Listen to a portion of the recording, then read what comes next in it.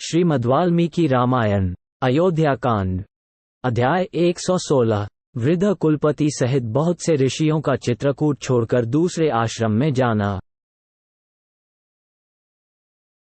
भरत के लौट जाने पर श्री रामचंद्र जी उन दिनों जब वन में निवास करने लगे, तब उन्होंने देखा कि वहां के तपस्वी उद्विग्न हो वहां से अन्यत्र चले जाने के लिए उत्सुक हैं। पहले चित्रकूट के उस आश्रम में जो तपस्वी श्रीराम का आश्रय लेकर सदा आनंदमग्न रहते थे, उन्हीं को श्रीराम ने उत्कंठित देखा, मानो वे कहीं जाने के विषय में कुछ कहना चाहते हों। नेत्रों से भौहें टेढ़ी करके श्रीराम की ओर संकेत करके मन ही मन शंकित हो आपस में कुछ सलाह करते हुए वे तपस्वी मुनि धीरे धीरे परस्पर वार्तालाप कर रहे थे।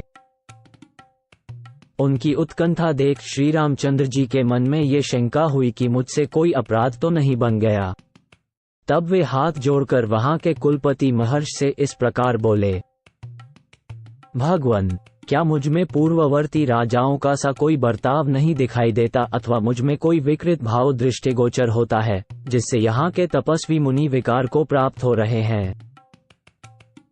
क्या मेरे छोटे भाई महात्मा लक्ष्मण का प्रमादवश किया हुआ कोई ऐसा आचरण ऋषियों ने देखा है जो उसके योग्य नहीं है?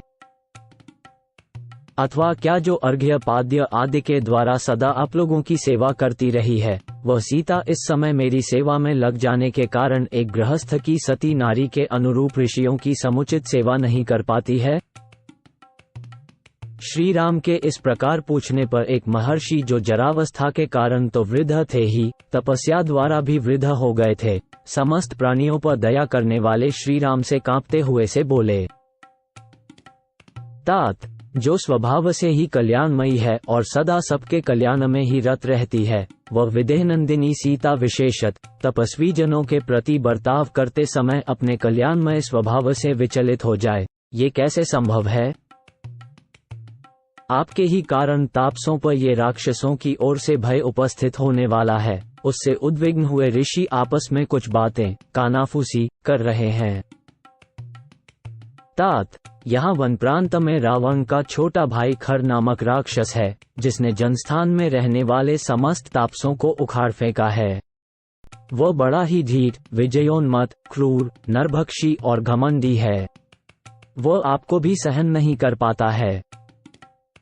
तात, जब से आप इस आश्रम में रह रहे हैं, तब से सब राक्षस तापसों को विशेष रूप से सताने लगे हैं। वे अनार्य राक्षस बीभत्स, घृणित, क्रूर और भीषण, नाना प्रकार के विकृत एवं देखने में दुःखदायक रूप धारण करके सामने आते हैं और पापजनक अपवित्र पदार्थों से तपस्वियों का स्पर्श कराकर अपने सामने खड़े हुए अन्य ऋषियों को भी पीड़ा देते हैं। वे उन आश्रमों में अज्ञात रूप से आकर छिप जाते हैं और अल्पज्ञ अथवा असावधान तापसों का विनाश करते हुए वहां सानंद विचरते रहते हैं। होम कर्म आरंभ होने पर वे श्रु आदि यज्ञ सामग्रियों को इधर उधर फेंक देते हैं, प्रज्वलित अग्नि में पानी डाल देते हैं और कलशों को फोड़ डालते हैं। उन दुरात्मा राक्षसों से आविष्ट हुए आश्रमों को त्याग देने की इच्छा रखकर ये ऋषि लोग आज मुझे यहाँ से अन्य स्थान में चलने के लिए प्रेरित कर रहे हैं। श्री राम, वे दुष्ट राक्षस तपस्वियों की शारीरिक हिंसा का प्रदर्शन करें, इसके पहले ही हम इस आश्रम को त्याग देंगे। यहाँ से थोड़ी ही दूर पर एक विचित्र वन है, जहाँ फल मूल की अधिकता है। वहीं अश्वम्युनि का आश्रम है, अतः ऋषियों के समूह को साथ लेकर मैं पुनः उसी आश्रम का आश्रय लूंगा।